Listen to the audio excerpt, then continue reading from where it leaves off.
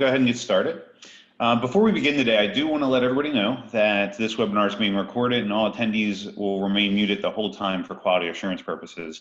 If you have attended a previous session, you'll know that there's usually a Q&A at the bottom of the screen. Today, there's going to be two different options for you. There's a chat and there's a Q&A. This is going to be a really interactive session, and we want feedback and thoughts. We want you to challenge our concepts. And so if you have a thought or want to provide feedback or challenge us on something, use the chat button. If you want to ask a formal question or get further clarification, use the Q&A, and you can bring both up at the same time, and we'll be monitoring those and jump in when there are natural breaks. All right, without further ado, we'll go ahead and get started. So first, I think we just want to talk a little bit about what this is about. So Bob and I have both been in the 911 industry for a while, a long time. And we, through the years, have figured out, leadership is really concepts and principles and belief systems. And you, as you mitigate your career, you have to use those belief systems to make good decisions and to motivate your people and build strong organizations. And so we're going to present 4 concepts today that really talk about those core principles.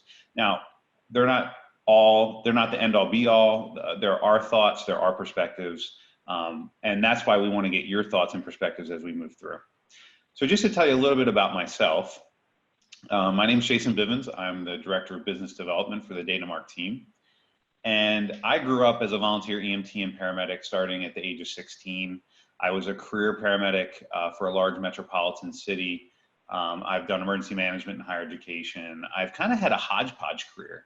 And then all of a sudden I saw a position for a deputy director spot for Baltimore County 911. And I thought, wow, that would be a really cool job. I have always wanted to be in 911. I grew up in that county, so I knew the system pretty well. And so I just took a shot, and it worked out. And that's kind of what got me into that 911 career over a decade ago. And so that's kind of where my true emergency services leadership began. If you can hit next, Bob. And then over the years, I have just, had some really great experiences working at the state and national level, being able to testify for legislation, moving wireless pay-as-you-go phones into 911 funding legislation, and done a lot of good work with NENA and other organizations on standards. So that's a little bit about me. They say that it's always good to have a picture of your puppy. So this is my puppy, Bruce Wayne, and he loves to sunbathe out on our balcony. So, all right, I'll turn it over to Bob. Again, good morning, everybody. Thanks for joining us. And I have the pleasure to work with Jason here at Datamark and give you a little bit of background about myself. What's interesting is we put together these slides. I've not known Jason more than 2 years, but we have followed a very similar pathway to get to where we're at. Just like Jason, I grew up in public safety as a volunteer firefighter and EMT in southwestern Pennsylvania, also at the age of 16. That led me to move further in the public safety arena and became a state fire and emergency services instructor for the Commonwealth of Pennsylvania for a number of years, which was an incredibly rewarding and life-changing opportunity for me to really expand my knowledge and experiences. I think that's really where I started to gain some of my experiences as it relates to leadership paths, because what I found there is, as an instructor, you begin to cultivate relationships with individuals from the young age of 14, where they can start attending fire and emergency services training, all the way through the leaders of the industry of 50s, 60s, and even sometimes 70-year-old folks sitting in your class. So that led me really down a kind of a parallel path, and I accepted a position as a 911 dispatcher at Allegheny County Emergency Services, which encompassed the city of Pittsburgh, where I absolutely fell in love with the industry. And from there, I kind of worked my way up through the ranks, per se, and moved into a management role there as our accreditation and professional development coordinator.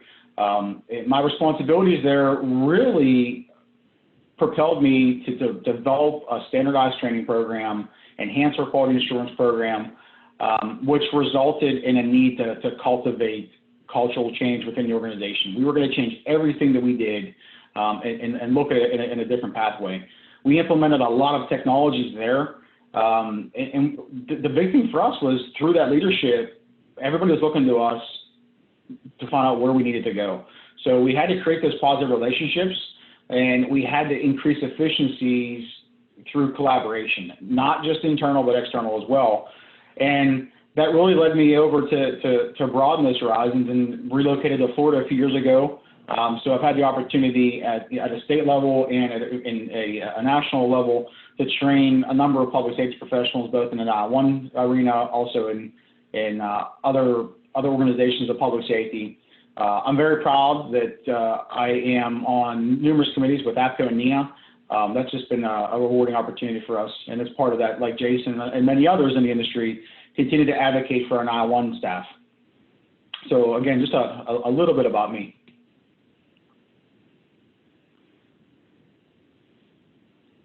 I should unmute. So, sorry, Bob. Go ahead. Yeah, there you go. All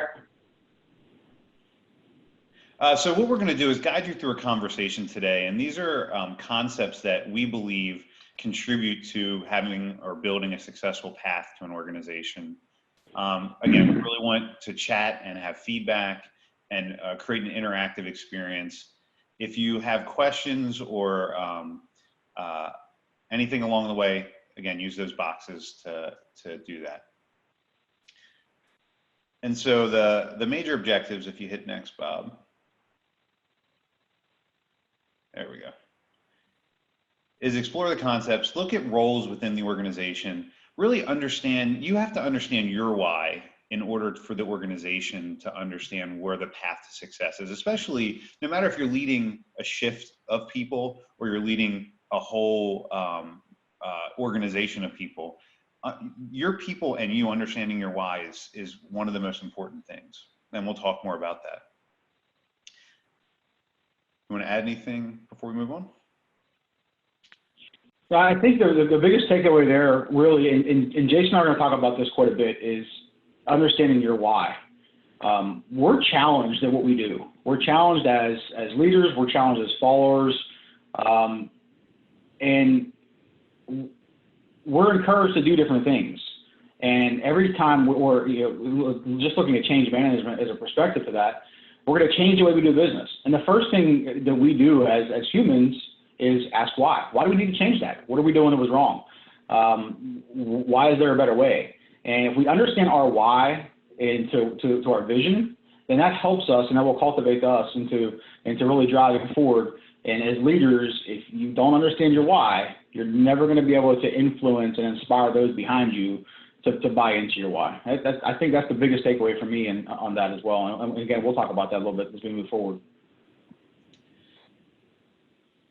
And as we move on, as we reflect on leadership, we kind of wanted to tell you, these are our stories. These are experiences that we've had. These are people that we've experienced, but the problems, the interactions, they're very common no matter what organization you work for. And frankly, we're talking about 911 today, but these leadership principles and concepts really expand to any organization, the one that we're in now or any other type of organization. We're going to start with a little set of questions, and we're going to reflect on them now, and then we're going to reflect on them again at the end, just to see if there's any difference in what you're thinking. So the first one is, what is a leader? What do you guys think a leader is? And folks, this is where we really want you to be interactive with us with the chat function is, think back to when you're looking for somebody to lead you down an unfamiliar road, what do you want in that leader, right? So go ahead and we see we got some folks in the chat so far, so please go ahead and add some of your reflections there for us so we can expand upon that. That's a great one. Pathfinder. Yeah. Teacher and mentor. Someone people want to follow. Yeah, Marissa, that we follow the same path there, right? I strongly believe that Folks want to be led and they want to follow, right? But you have to inspire them to be there. You guys are right on here. Servant leadership, that's actually one of the concepts we're going to be talking about. And influencing others, storytelling is a major piece of any leader. You have to be able to really convince people why things are happening. Lead by example, motivator, resilient. Navy SEALs, follow me. We're going to be talking about a book written by 2 Navy SEAls. It's like they already have seen this presentation, Bob. They have, and I just saw a note there from Michael that they're not seeing all the chats. So if you guys have an opportunity, we would encourage you to share out your ideas. We have an ability to select panelists and attendees. If you guys can go ahead and select panelists and attendees, so everybody can build off one another. That would be, I think that would make for a great conversation for all of us. Absolutely. Someone who leads by example and leads by doing. Wow, you took a play right out of our playbook this morning, haven't you? Yeah. Somebody said ownership. Christine said ownership. We talk about extreme ownership, so that's one of those concepts. All right. What's our next question, Bob? I think they kind of hit question 2 already. I think they have. They're helping us out there. I'm just going to fire 3 and 4 right up because I think we're on track. You have a leadership style, and if you do, what is it? And what is the most important thing that you as a leader, what is the most important thing to you as a leader or to see in a leader? There we go. Yeah. Someone who's willing to learn and take additional classes. You know, that's a concept that I think is lost sometimes, is we all need to continue learning. You know, we're giving you this presentation today, but we learn every day too. Yeah, that's an incredible point there, and really it's spot on. As I talked earlier when I had the opportunity to start teaching at a statewide level, a few things I learned there was that the learning never stops, and I became more proficient every time I had an opportunity. And it wasn't because I was exercising skills every day. It was because there were 1,000 ways to do something, and most often as instructors and educators and leaders, you're going to learn from those folks behind you, and that is spot on. Absolutely. Sandra said empathy. I couldn't agree with you more. And then Anthony said mixed style, to work with the person that they're leading. And isn't that true? And we're talking about 4 concepts today, but there are tons of theories and concepts out there, and you have to absolutely mix it up. Yeah, open communication, whenever possible. Yeah, we're going to talk about that transparency a little bit later. Yeah. So Jason, I love this question. Number 5 for everybody is, are you a leader? And what makes you answer that way? I've asked this question to a number of staff over the years. In particular, just as a kind of high level, I had, what a lot of leaders and managers will call a difficult employee. And a difficult employee was more of a leader than most of our supervisors and managers within our team. But they would never accept the concept that they were leading. But what they didn't recognize was the 25 other folks behind them followed what they did. So we had a conversation one day, and I said to him, I said, do you understand the influence you have and the amount of leadership that you carry in an organization? So, yeah, I'm a new supervisor. Absolutely. And that influence, unfortunately, can be positive or negative. All right, let's move on to our next question. What do you believe employees care about in your organization? And, when I ask this question, a lot of times, people will say, monetary things like the chairs that we sit in, the HVAC system, because it's always too cold in one area of the center. Have you heard these before, Bob? I'm laughing at some responses coming in because it's riveting, right? I mean, it's all the things that we want. That's right. Being trusted, right? Feeling that your leadership trusts you, being heard, getting recognition for the work that you do. Yeah, Jeff talks about empowerment. Being empowered. That sometimes is more cultivated than anything else we can provide somebody. Is just simply empowering them to be part of the organization. Yep, and we'll be talking about that some more. Respect it. These are all really good adjectives. Awesome. And we're going to really inlay a lot of this as we go through, and we want to make sure we have time for everything. So we're going to move on at this point to our next slide.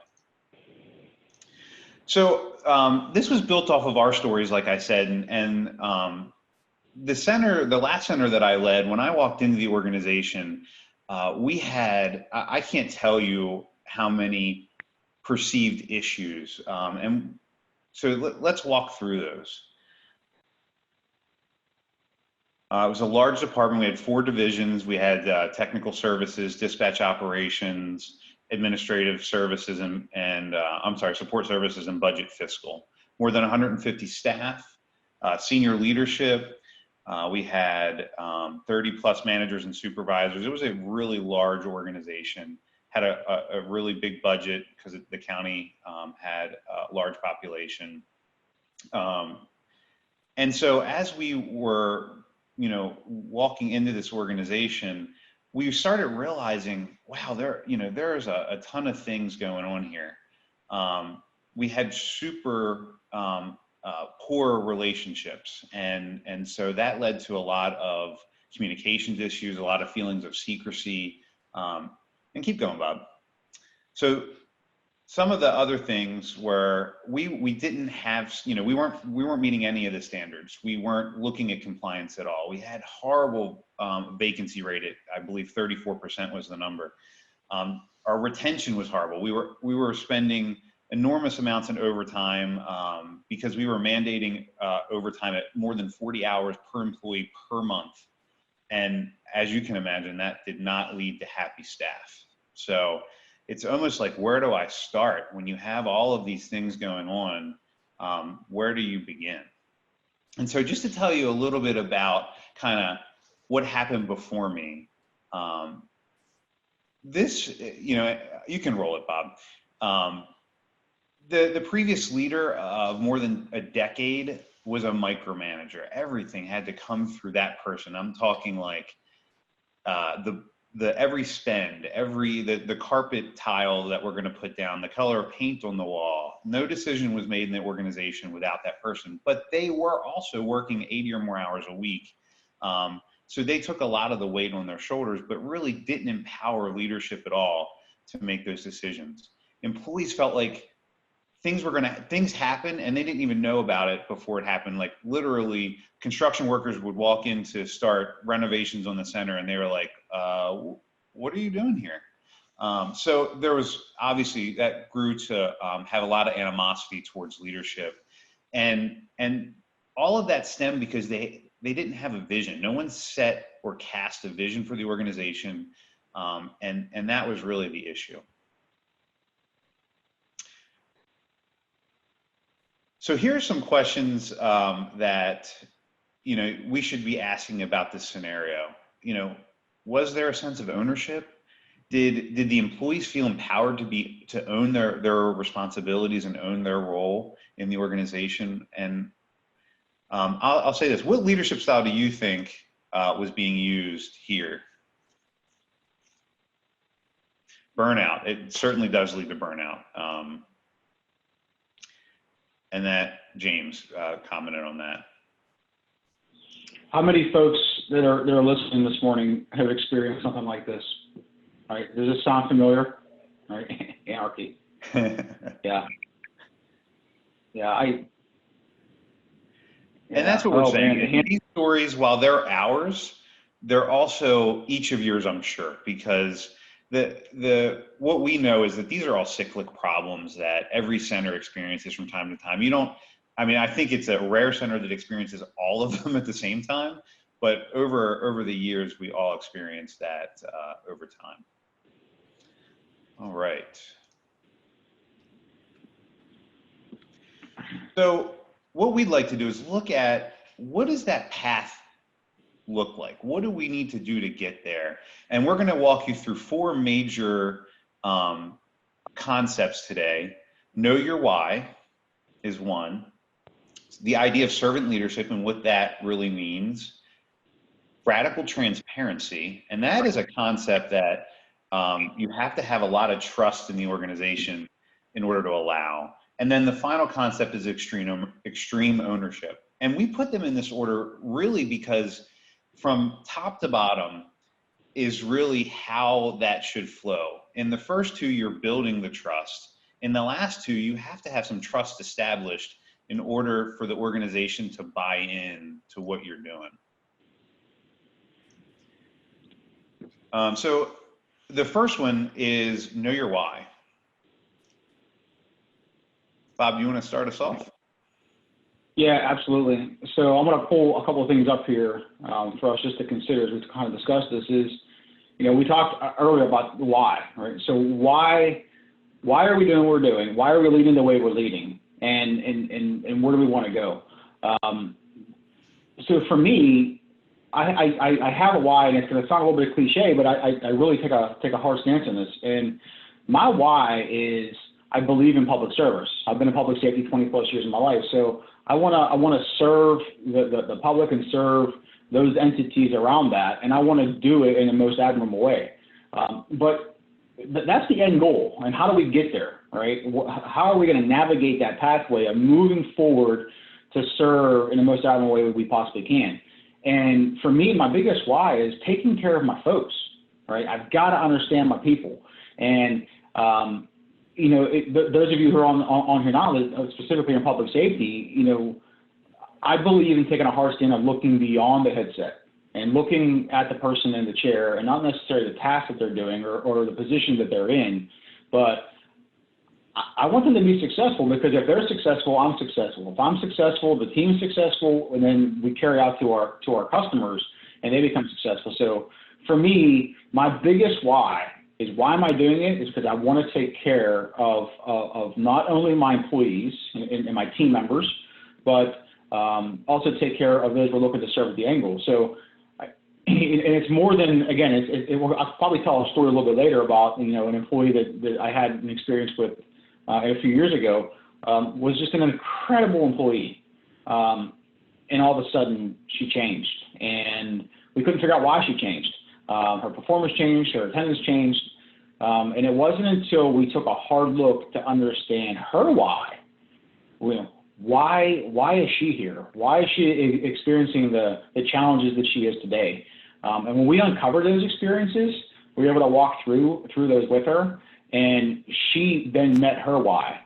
And her why then rolled up to meet our why, and our why exemplified what we were there to do, and that was public service. So I think we'll talk about that a little bit more later, but for me, that's my why. And it's near and dear to me. Hopefully those folks who've had an opportunity to work with me can experience that a little bit. And, Bob talked about the irony of how well we clicked when we met. And even though we've only known each other for arguably a short period of time. And the funny part is my why is very similar, and that's put people first. I believe that if you put your people first, no matter what that means, that they are going to be empowered to put their people first. So in our case, we put our staff first. And if we put our staff first, their people are the 911 callers, the field personnel. They'll put them first, and that makes the whole system work even better. And we'll talk about another idea as part of my why is to provide the organization a guiding thought, which we'll get into in just a little while. James, Bob, James said, the frustration our center's facing is that they fall under a larger organization, and many of the decisions that are made outside of their part of the organization. And man, is that such a frustration. The first job I had, we did fall as part an agency within a department. And that was super frustrating because not only did we not have a true voice, but we were part of a fiscal organization department, not a department aligned with emergency services. So we really had to do a lot of storytelling to get our message out there. In the second organization, we were a department, and I was able to have a lot more latitude as an executive leader and a department head. So I'm totally with you, James. That is certainly understandable. Yeah. I think both of us having come from larger organizations initially, I think we both experienced that, right? The field responders want to drive what we do, right, and how we do it. And sometimes that affects our why, and sometimes that affects our ability to motivate and inspire those folks working for us. And I absolutely appreciate that. And so I think the important thing here is you're setting the vision for the organization, or you're setting the vision for your team, right? It doesn't have to be at the organizational level. And for me, in 911, I learned from the very beginning that, how much care everyone has, right? They care about one another. They care about their job. They're super excited to do their job. Um, we bicker, right? We're a family. Public safety is a big family, and we bicker like family do. But one thing that, if you provide a path for people, I have seen, in crisis. Bob talked about this, and with Joby in your session yesterday or the day before, about the idea when we have crisis, everyone comes together in our organization and we get through it, because that's what we do. But I provide a guiding thought, and that for me, as part of my why, is I make the moment. And that's super personal. That means that when I interact with someone, whether it be a colleague or a subordinate or my boss or a citizen or a caller, I have the opportunity to make that moment good and positive for that person. They might be calling us in the worst situation of their lives, but if we do our best to make that moment the best we can for them, then that's a great start. And so we should all think about that in terms of striving towards it, from my perspective. Jason, that's a good point. I don't want to derail this conversation, but this takes me back to something I learned early on when I got into public safety, specifically 911. My first training manager, excuse me, Diane Beatty, was so influential on us that what she told us the first day of our class was that a person dials 911 on average one time in their life. It's the worst time of their life, right? You have an opportunity to set the expectation and determine how that experience is going to be for them. Don't make it the worst experience of their life, right? So we took that from 911 perspective. That should be the exact same style that we take in leadership, right? Because when folks come to us with concerns and issues, much like a 911 caller, they may only come to us one time. We may get one shot to try and resolve their differences or resolve their true concerns. And while it may be minute to us in some instances, much like a 911 caller, it's the worst time, because it takes up a lot of courage to walk into your boss's office and say, I'm concerned about this. I have a problem with this. I need help through this. And if we miss the moment, we may never get them back. That is so true. So when we say know your why, what does that mean? Where do we get this concept from? So if we look at the next slide, what you're going to see is that this concept comes from a gentleman named Simon Sinek, and he's a speaker and researcher, and really is so powerful. And I encourage you, there's lots of YouTube videos out there where he talks about his why. We're going to show you one today that talks about why leaders make people feel safe, or need to make people feel safe.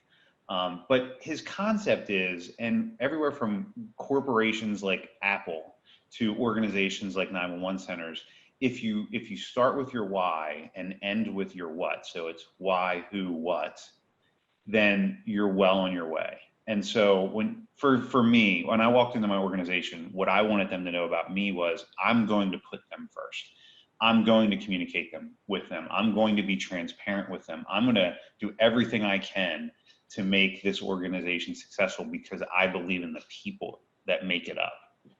And so his example was, when you watch an Apple commercial, or you watch when they launch a product, they talk with such inspiration, and they talk with such compassion about what their product means in the world, not what it does, but why it empowers the world to be the way it is. And they always are drawing amazing things, and their commercials are super empowering.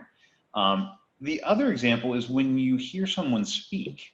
Dr. Martin Luther King is up there. He didn't go to Washington and say, I have a plan. He said, I have a dream. And that is the difference. When you talk about things from your belief systems, that's what motivates people. So I strongly encourage you. We didn't have time. We had to cut that video out of this presentation today because we're actually already running behind. No surprise there. But I strongly encourage you, just type in Simon Sinek why, and you'll get a plethora of videos.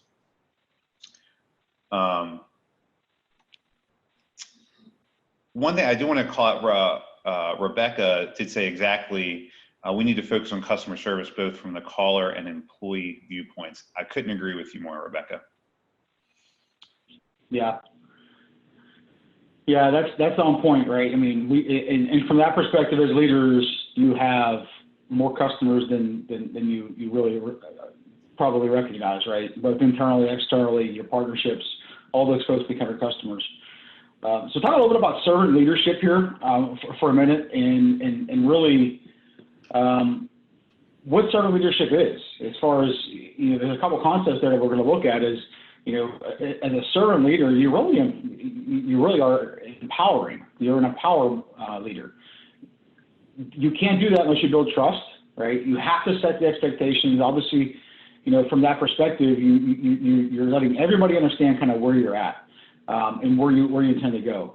But most important, I think the last two is that it builds a sense of responsibility. Responsible to you, responsible to your team, and responsible to, again, your customers. And it establishes a level of professionalism.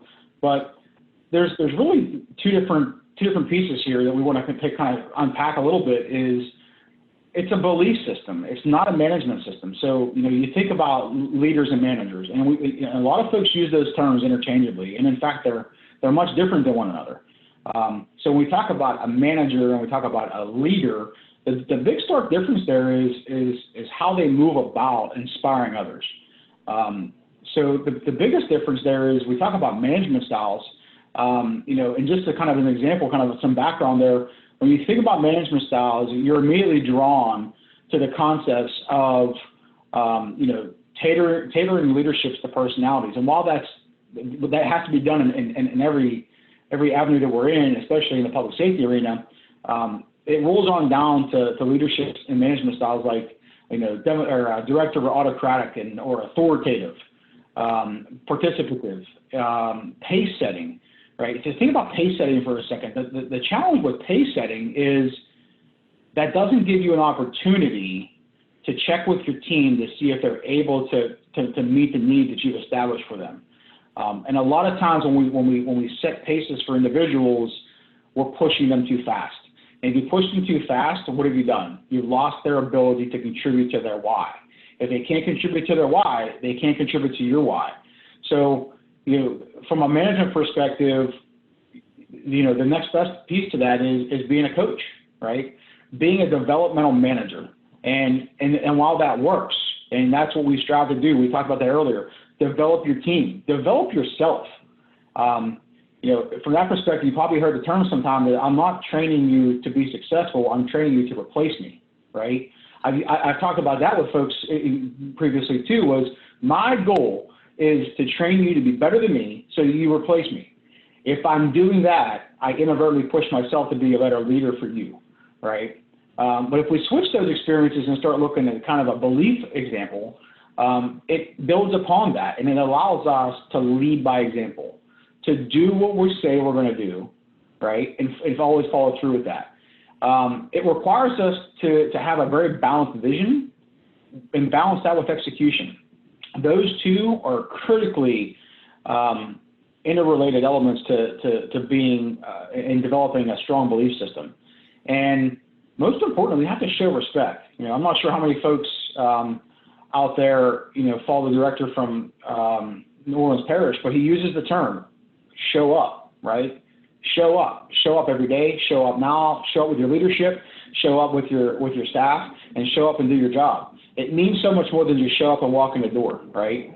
But I think from the belief perspective, the big one here is accepting accountability, right? We have to be accountable to one another. And as a leader and as a manager, and as somebody who you're inspiring teams to follow you, this is probably the biggest component that we struggle with. And when I say we as an industry of leaders, is you have to be able to accept the responsibility for your actions. And everybody says they can do that. How many can follow the second part of that is you have to accept the responsibility for your team's actions, because you've led them, you've built them, you've given them the direction. And we used to talk about this with our trainees. You're going to get comfortable, and you're going to get comfortable at about week 4 of your training. And you're going to get so comfortable that you're going to trip and you're going to fall right on your face, right? Well, as a leader, you accept the responsibility for why they fell. But you don't sit there and look at them. You pick them back up, you mentor them, you coach them back up, and within a few days, they're back excelling again. But the key component of that is when they fell because we failed them, not because they failed themselves. And we really build upon that. That's really the big difference between belief system and management system. And Jason, if you have anything to add there, certainly. Yeah, one of the things that I thought about while you were talking is an experience I had, which was we had some flooding occurring, and we it was the middle of the night, and so we had a less staff than normal, like a normal day shift, and we delayed a reverse 911 to go out to warn certain neighborhoods about flooding. And at the end of the day, we took a lot of crap for it publicly, and there were some lawsuits. And my boss came to me and he wanted to know who did it. And I said, I did it. And he's like, you weren't even there. And I said, it doesn't matter. It's my organization. It's my responsibility. The organization failed. We're not going to lambaste an employee over something that the organization created. We didn't train them properly. We didn't have enough staffing on. That's leadership's problem, not the employee's problem. And the worst thing I've ever seen, it makes me cringe every time it happens, and is when at a press conference, a leader gets out there and lets their employee take the blame for something. And it just makes me cringe. And when you walk into an organization, you can feel the culture. And, when you walk in and there's a culture of discipline and not a culture of coaching and mentoring, you got to turn that upside down. And you got to say to yourself, for example, in my situation, when I walked in, we had employees working 40 hours of mandatory overtime a month per employee. And I was signing off on 3 or 4 disciplines a day. And I finally said, what is wrong? Is it the employees? Are the employees that poor performers that we need to do this? And the answer was, they're tired, they're exhausted. They're mostly new folks. And frankly, we didn't do the right thing and train them properly and get them the right support. And we're not coaching them and mentoring them. So I turned that upside down and said, unless it's a behavioral issue, we're not disciplining them. And I think that's a huge piece here, is that will build the trust. That will allow them to see this is not an organization of negativity and disciplinarian. This is an organization that really supports you. Absolutely. Christine said, the idea of a leader will take none of the accolades. That is a servant leader, Christine. I'm with you 100%. The accolades go to my people. The problems and the hurdles come to me to solve. That's how I feel about that. Yeah, Catherine, you're right on point, right? We never, as good leaders, right, to inspire folks, is we never take their credit. We never take their credit. We always defer to them. But we take their faults and we do it proudly, right? Yeah, you guys are kind of. If we're going to have time for that video, we better scoot on along. So the next slide really just is we can move past pretty quickly, but this is just that idea of servant leadership. The senior leaders are at the bottom, and we're supporting the organization. And obviously the weight gets heavier as it goes up because it's a pyramid and it's more mass, but we need to do everything we can to support those folks and make sure they have the resources. That's technology, that's support, making sure self-care is happening, make sure they have the things they need. We need to replace chairs. We need to make sure the temperature's right and we're doing the right things for them in all of those areas. All right, so I'm going to set this up. This video it's about 12 minutes, and while it is pretty long, it is really important. And what it really, I think, does is it talks about why a leader needs to make their people feel safe. And this for me, it's not, I don't usually read slides, but it's not fear that gets in the way of daring leadership. It's our armor. And what I want you to think about is when you as leaders have had people come to you, and maybe you can give us some examples or share some perspective. and they come and scream at you and they're angry and maybe they even personally attack you. Is that really what they're doing? Or is that just the armor that they have up because they're upset about something? And if you allow yourself to be drawn into that emotion and allow emotion to drive the conversation and the interaction, is that really going to be a positive outcome? And so I guess the point is, as a leader, we have to be able to take a step back and look objectively at the situation and go, they're not in here to attack me personally. They're super upset about something. I got to figure out what that is. And so, Bob, let's, unless you have something, let's launch that video.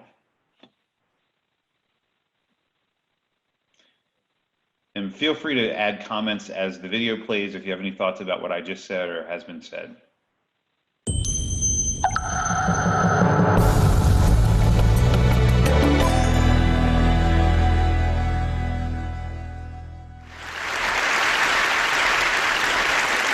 There's a man by the name of Captain William Swenson, who recently was awarded the Congressional Medal of Honor for his actions on September 8th, 2009. On that day, a column of American and Afghan troops were making their way through a part of Afghanistan to help protect a group of government officials, a group of Afghan government officials who'd be meeting with some local village elders. The column came under ambush and was surrounded on 3 sides.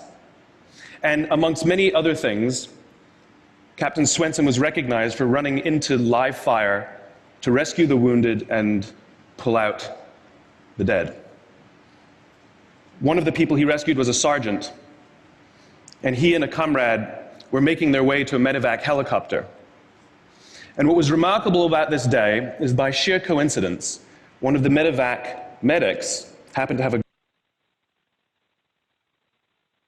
GoPro camera on his helmet and captured the whole scene on camera. It shows Captain Swenson and his comrade bringing this wounded soldier who'd received a gunshot to the neck. They put him in the helicopter, and then you see Captain Swenson bend over and give him a kiss before he turns around to rescue more. I saw this, and I thought to myself, where do people like that come from? What is that? That is some deep, deep emotion when you would want to do that. There's a love there. And I want to know, why is it that I don't have people that I work with like that? You know, in the military, they give medals to people who are willing to sacrifice themselves so that others may gain. In business, we give bonuses to people who are willing to sacrifice others so that we may gain.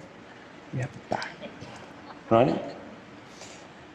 So I asked myself, where do people like this come from? And my initial conclusion was that they're just better people.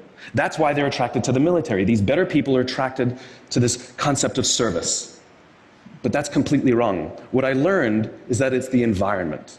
And if you get the environment right, every single one of us has the capacity to do these remarkable things, and more importantly, others have that capacity too. I've had the great honor of getting to meet some of these who we would call heroes, who've put themselves and put their lives at risk to save others. And I asked them, why would you do it? Why did you do it? And they all say the same thing, because they would have done it for me. It's this deep sense of trust and cooperation. So trust and cooperation are really important here. The problem with concepts of trust and cooperation is that they are feelings, they're not instructions. I can't simply say to you, trust me, and you will. I can't simply instruct 2 people to cooperate, and they will. It's not how it works. It's a feeling. So where does that feeling come from? If you go back 50,000 years to the Paleolithic era, to the early days of Homo sapien, what we find is that the world was filled with danger. All of these forces working very, very hard to kill us. Nothing personal. Whether it was the weather, lack of resources, maybe a saber-toothed tiger, all of these things working to reduce our lifespan. And so we evolved into social animals, where we live together and work together in what I call a circle of safety, inside the tribe, where we felt like we belong. And when we felt safe amongst our own, the natural reaction was trust and cooperation. There are inherent benefits to this. It means I can fall asleep at night and trust that someone from within my tribe will watch for danger. If we don't trust each other, if I don't trust you, that means you won't watch for danger. Bad system of survival. The modern day is exactly the same thing. The world is filled with danger, things that are trying to frustrate our lives or reduce our success, reduce our opportunity for success. It could be the ups and downs of an economy, the uncertainty of the stock market. It could be a new technology that renders your business model obsolete overnight. Or it could be your competition that is sometimes trying to kill you, it's sometimes trying to put you out of business, but at the very minimum is working hard to frustrate your growth and steal your business from you. We have no control over these forces. These are a constant and they're not going away. The only variable are the conditions inside the organization. And that's where leadership matters, because it's the leader that sets the tone. When a leader makes the choice to put the safety and lives of the people inside the organization first, to sacrifice their comforts and sacrifice the tangible results so that the people remain and feel safe and feel like they belong, remarkable things happen. I was flying on a trip, and I was witness to an incident where a passenger attempted to board before their number was called. And I watched the gate agent treat this man like he had broken the law, like a criminal. He was yelled at for attempting to board one group too soon. So I said something. I said, why do you have to treat us like cattle? Why can't you treat us like human beings? And this is exactly what she said to me. She said, sir, if I don't follow the rules, I could get in trouble or lose my job. All she was telling me is that she doesn't feel safe. All she was telling me is that she doesn't trust her leaders. The reason we like flying Southwest Airlines is not because they necessarily hire better people, it's because they don't fear their leaders. You see, if the conditions are wrong, we're forced to expend our own time and energy to protect ourselves from each other. And that inherently weakens the organization. When we feel safe inside the organization, we will naturally combine our talents and our strengths and work tirelessly to face the dangers outside and seize the opportunities. The closest analogy I can give to what a great leader is like being a parent. If you think about what being a great parent is, what do you want? What makes a great parent? We want to give our child opportunities, education, discipline them when necessary, all so that they can grow up and achieve more than we could for ourselves. Great leaders want exactly the same thing. They want to provide their people opportunity, education, discipline when necessary, build their self-confidence, give them the opportunity to try and fail, all so that they could achieve more than we could ever imagine for ourselves. Charlie Kim, who's the CEO of a company called NextJump in New York City, a tech company, he makes the point that if you had hard times in your family, would you ever consider laying off one of your children? We would never do it. Then why do we consider laying off people inside our organization? Charlie implemented a policy of lifetime employment. If you get a job at NextJump, you cannot get fired for performance issues. In fact, if you have issues, they will coach you and they will give you support, just like we would with one of our children who happens to come home with a C from school. It's the complete opposite. This is the reason so many people have such a visceral hatred, sort of anger at some of these banking CEOs with their disproportionate salaries and bonus structures. It's not the numbers. It's that they have violated the very definition of leadership. They have violated this deep-seated social contract. We know that they allowed their people to be sacrificed so they could protect their own interests.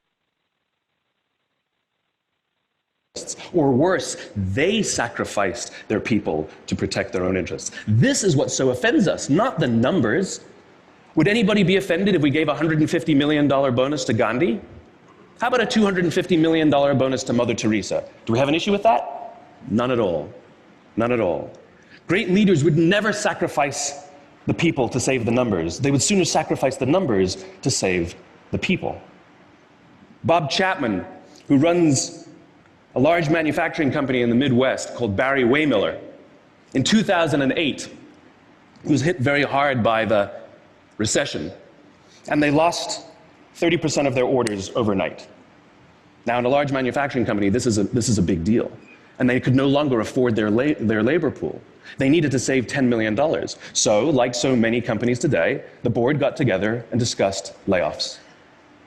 And Bob refused. You see, Bob doesn't believe in head counts. Bob believes in heart counts. And it's much more difficult to simply reduce the heart count. And so they came up with a furlough program. Every employee from secretary to CEO was required to take 4 weeks of unpaid vacation.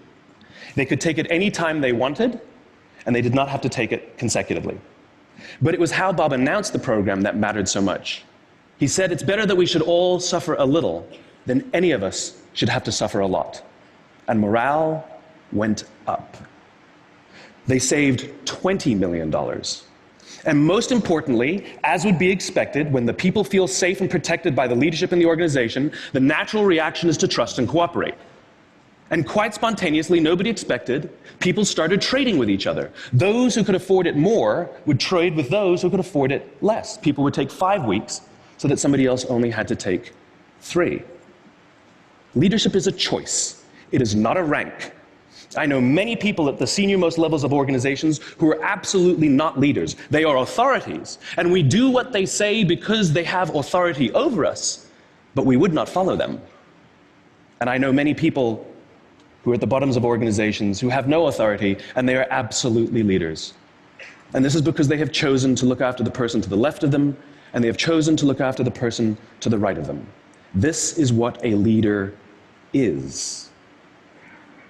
I heard a story of some Marines who were out in theater, and as is the Marine custom, the officer ate last, and he let his men eat first. And when they were done, there was no food left for him.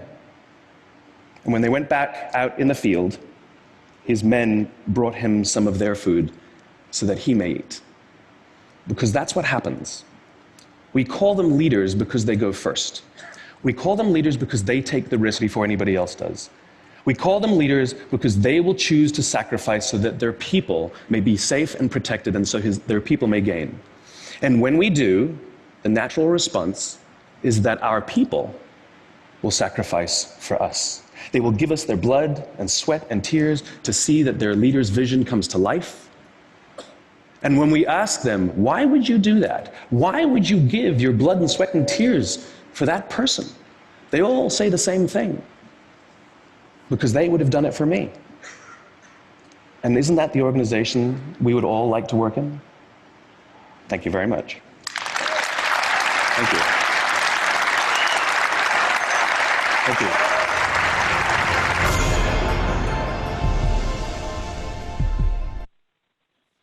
All right. So great comments in the chat. I did want to, one thing that came up that I think we can all associate with is the idea. How many times have you guys heard this?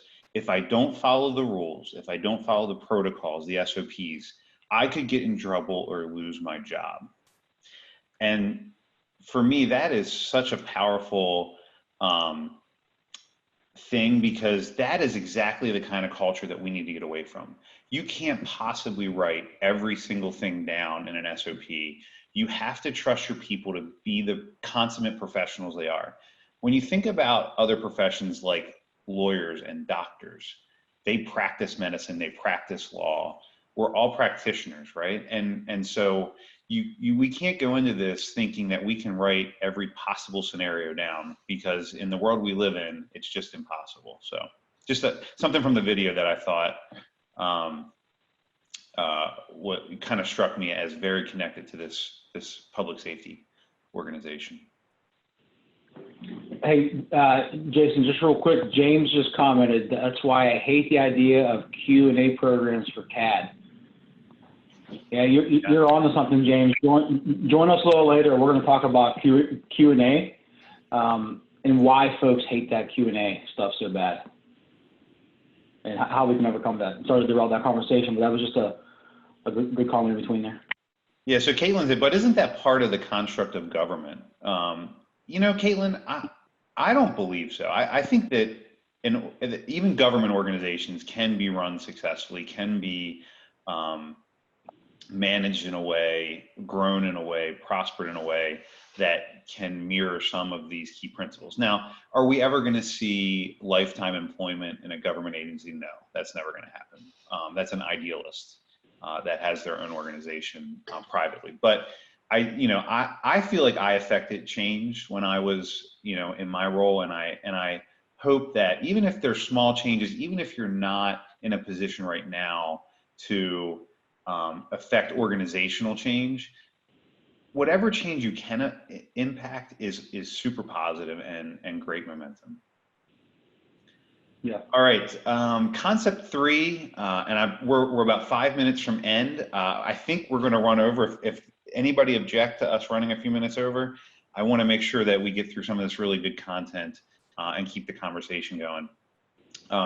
The idea of radical transparency, and like we talked about before, this is a concept that you have to have trust in your organization. And that's something for me that is super personal. When I walked into my last organization, the union and management were just at complete odds. There was mistrust. In fact, there was such mistrust that they built all of their what should be SOPs into a I'm losing the term there, MOA, Memorandum of Understanding, MOU, that only could be negotiated every 3 years. And I happened to walk in at the right time during the negotiation process. And, I broke it down, and I was able to get at least a level of trust where we didn't have to do that normal pass back and forth. Let me give you a formal proposal. No, let me redline that and give you my agenda. And so I was able to create an interspace bargaining where we both come to the table with a blank piece of paper and we work together to create what that looks like. And so by the end of that process, we wound up pulling a lot of what was in the MOU out into departmental policy so that we could together create change on a more regular basis that was right for the employees. And that was a huge step for the union, because obviously that MOU protected them pretty substantially, and for them to pull that out and put trust into a leader. But what it took was radical transparency, and they had to see that we were doing. I said what I was going to do, and I did what I said, and that's huge. Bob, do you want to maybe hit on 360-degree feedback before we move on? Yeah, so this is a big thing, and I apologize. I'm just kind of responding back to Amanda real quick as well. But yeah, 360-degree feedback is important. What is that, right? How many of you here have an opportunity to provide 360-degree feedback to your leaders, right? And what that means is, as a leader, I want to hear what those folks I'm being responsible for leading have to say about my style, and I want it to be candid and open. But more importantly, I should say more importantly, as important is my bosses above, and my bosses and code managers and leaders laterally to me, and external as well. We need to hear from all levels that interact with us how we're doing. If we can do that, and we do it on a regular basis, then it allows us to build one another. But the caution to that is like the last bullet says, it requires humility. So you got to be open to that. And like we talked earlier, that shield, we cannot shield our feelings from what we're asking folks to do. I've done it in every position I've been in a leadership position. I've thrown out, anonymous surveys, and that's the best way to get it initially. An anonymous survey, and ask your folks to tell you exactly what you're doing good, what you're doing bad, and what you can do better on, to gain that trust there. And as you develop the trust, then you can start, rather than having anonymous surveys, folks feel more comfortable based on how you respond to that 360-degree feedback as to how they're gonna kind of grade you and give you that feedback moving further along. And that's really the biggest. It's so valuable for me, and hopefully it's valuable for other folks too. It kind of goes on the conversation in the chat right now about quality assurance, right? We want it to motivate us. It should motivate us to deliver a review to somebody. It should motivate us to receive the review from that perspective.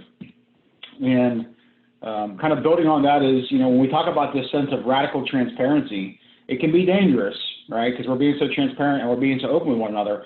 it can be sometimes overwhelming, and sometimes as a leader, you're cautious about how much information you're going to share and how open you're going to be with somebody. But when we practice this sense of radical transparency, it builds radical trust, which when you experience that and when you get the opportunity to experience that such level of intimate trust with one another, it's incredible, and it really does build a sense of community. And it allows us, as we talked earlier, in the public safety arena, we're kind of one big family, so we fight together, but we also grow together. So think about that, right? And consider kind of moving to that concept. And again, just because we're kind of running out of time, we're going to jump into our last concept, and that's really extreme ownership. And we talked about this earlier, and extreme ownership is a hard one. It's tough for a lot of folks because you have to check the ego, your ego, really get the door. And we have to be able to learn from mistakes from one another. And, Jason and I were talking about this last night, kind of going over the slide deck, and this is one of those ones where we felt we could probably talk about this for 4 hours. The entire hour. That's right, exactly. So, from there, I mean, you kind of see the slide there, but leadership at every level is crucial. And I saw it in the chat earlier, and I apologize, I don't know who threw it in there, about leadership at every level. This is extreme ownership, right? That's the epitome of extreme ownership, of literally, no matter what level you're at, picking up the person next to you who fell, right? And helping them come along. And Jason does a great job of talking about how decisions have immediate consequences. And we had some conversation about this yesterday. I'm just going to throw I'll throw my opinion out there real quick on that, is that the decision you make has consequences to the action, and it has consequences to the operation in which we're operating. And we all understand that, right? But as an extreme owner, and if you're going to exhibit that type of leadership, you have to understand that no matter what happens with that decision, you own it, right? But most importantly, not every decision has to be made right now. And that's tough for folks who are following us to understand that, because they're looking at us every moment to provide that leadership in that direction. And when we have to kind of desensitize the situation and say, I need to think about this for a little bit, they start to question whether or not we're the leader for a second. But if you develop all these other characteristics that we've talked about thus far this afternoon, you'll leave them with a sense of trust there, right? That they trust you, you're going to make the right decision, and they're going to wait for you to make that decision and come back, so that the consequence that is a result of that decision is acceptable and provides them with a path forward. Now, I'm going to stop right there for a second. Bob, I mean, I think the two things that come to mind for me and what we talked about was personnel decisions and organizational decisions and organizational changes. If somebody comes to you with an idea, or you're contemplating what level of either coaching or discipline you're going to take with an employee, that's not an easy decision, and those come with consequences. Because how many grievances have we lost because we didn't follow the process right, or we didn't do something, or we didn't give the employee a fair shot? So, we always have to take that consideration and take that time to do it. All right, so I think that in the next slide, there's a really powerful statement.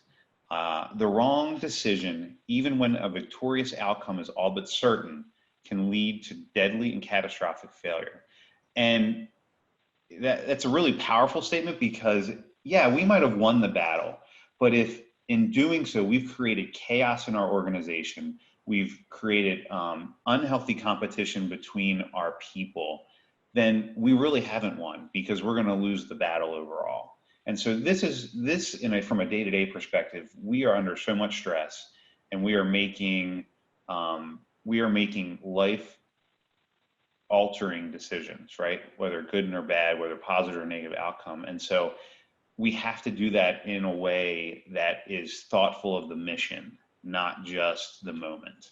So the other set ego aside and attack weaknesses. One of the most interesting things. So I told you I started kind of in 911 as a leader. I never was a dispatcher or a call taker. And the first day I was getting a tour of the center, there was a very outspoken, and I wound up loving it because I could always get honest feedback from her. But literally, I walked in the room and in front of everyone, she said, "So why do you think that you're qualified to lead this organization anyway?" And I had to take a step back and go, you know what? What you're showing me is I need to show you. I need to show you why. I need to show you that I can do this with you and your support. And so it was a humbling moment, and it was one that I had to kind of say, because I could have immediately reacted in a really negative way, but doing that would not have built any level of trust nor camaraderie. So that's just my 2 cents, Bob. I think that's good. And not to take much more time, but I think a good question for us to gauge that is, folks in the chat, either by raising your hand or throwing a comment in, how many of your leaders work alongside you at some point, right? Especially in a PSAP.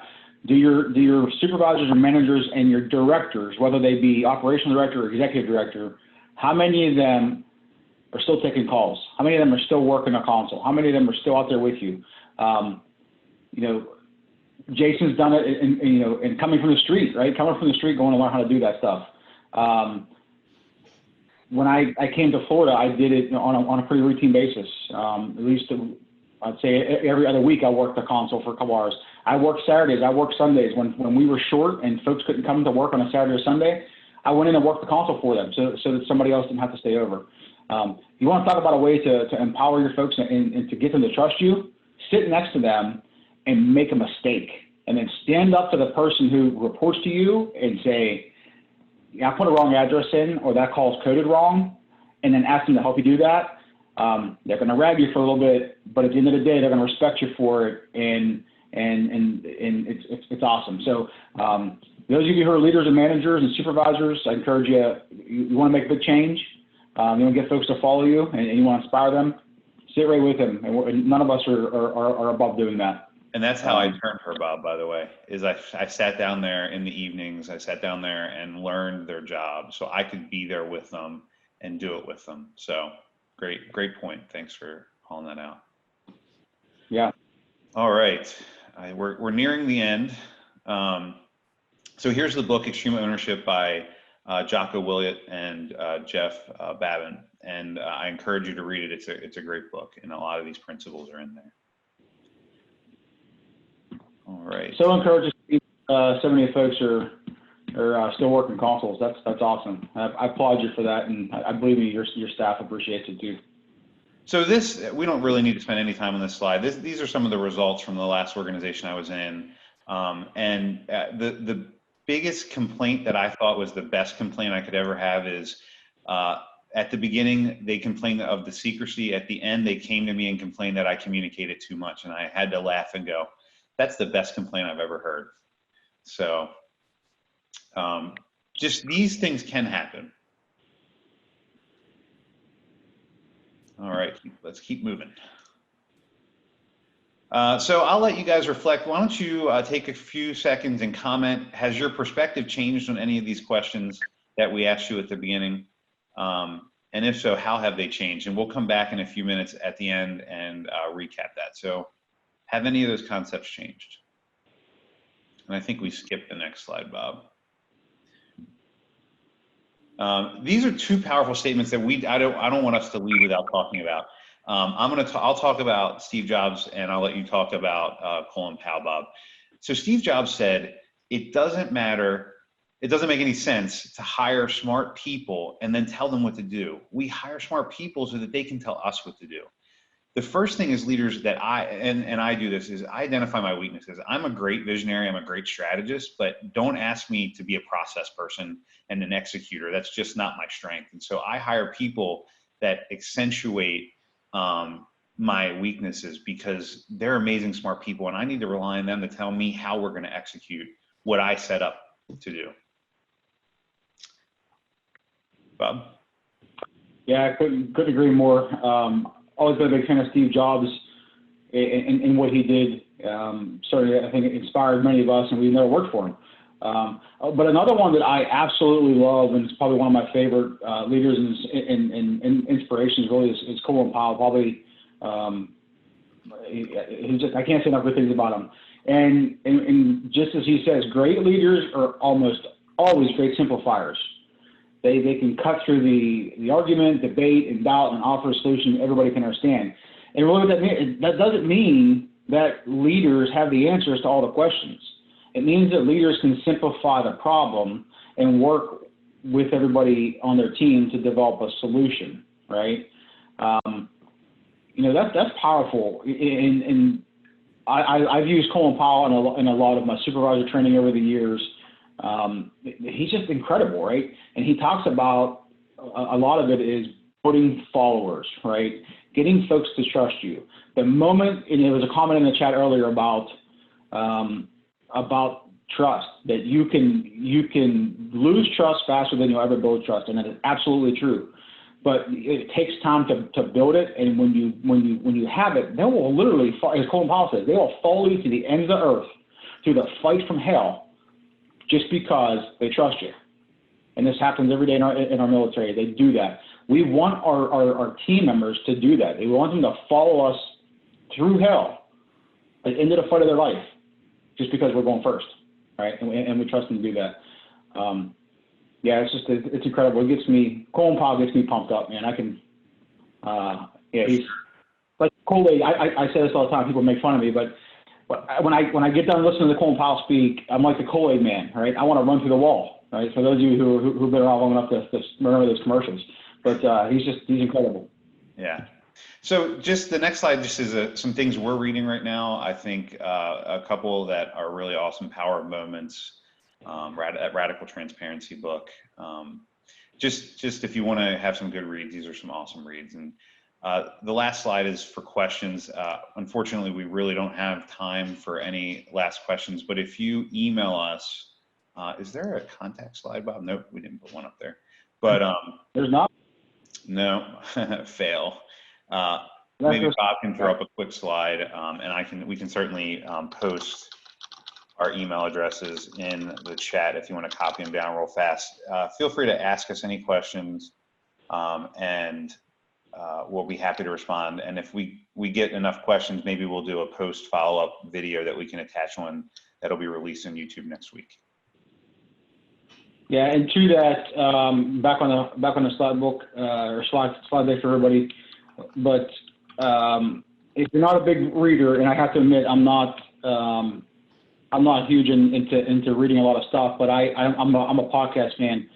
And regarding leadership, and the book is there, Extreme Ownership, by Jocko Willink and Leif Babin. If you haven't had an opportunity to listen to Jocko's podcast, it's incredibly powerful, and take some time and plug in. He's incredible. I can't say enough about him, but yeah, thank you guys. On behalf of the entire Data Mark team and myself, thank you for spending time with us today. We managed to hold the majority over 14 minutes over.